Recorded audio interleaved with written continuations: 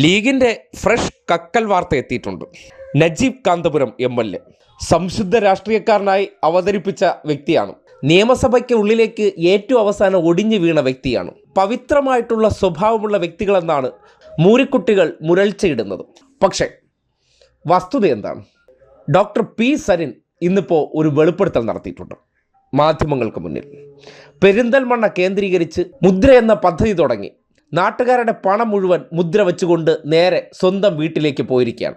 വളരെ കൊട്ടിഘോഷിച്ച് വാർത്തയൊക്കെ കൊടുത്ത് അദ്ദേഹം തുടങ്ങിയ ആ പദ്ധതി അതിലൂടെ കള്ളപ്പണം വെളുപ്പിക്കൽ മാത്രമല്ല പല തരത്തിലുള്ള സാമ്പത്തിക ക്രമക്കേട് നടത്തിയെന്ന് ആധികാരികമായി സരിൻ മാധ്യമങ്ങളോട് പറഞ്ഞു. അതിൽ അദ്ദേഹം പ്രധാനമായി ഉന്നയിച്ച ഒരു ചോദ്യമുണ്ട്. ഈ വിഷയത്തിൽ MLAയുടെ മറുപടിക്ക് വേണ്ടി നമ്മൾ കാത്തിരിക്കുകയാണ്. എന്താണ് മുദ്ര എന്നുള്ളത് MLA വ്യക്തമാക്കണം. മുദ്രയിൽ വന്ന കഴിഞ്ഞ 3 വർഷത്തോളമായി വന്ന സംഭാവനകൾ എന്നുള്ള വാക്കിൽ അദ്ദേഹം ഉപയോഗിക്കുന്ന ഫണ്ട് വെളുപ്പിച്ചെടുക്കുന്നതിന് വേണ്ടിയുള്ള തുക എത്രയാണെന്നുള്ള ഓഡിറ്റഡ് സ്റ്റേറ്റ്മെൻറ്റ് അദ്ദേഹം വ്യക്തമാക്കണം. മുദ്രയ്ക്ക് എന്താണ് വിമൻ ഓൺ വീൽസ് എന്നുള്ള പദ്ധതിയുമായി ബന്ധപ്പെട്ട് നാഷണൽ NGO കോൺഫെഡറേഷൻ എന്ന തട്ടിപ്പ് സംഘടനയുമായി നേരിട്ട് ഗുണഭോക്താക്കളെ ചേർത്ത് കൊടുക്കുന്നതിന് കിട്ടിയ കമ്മീഷൻ, ആ കമ്മീഷൻ എത്രയാണ് എന്നുള്ളതും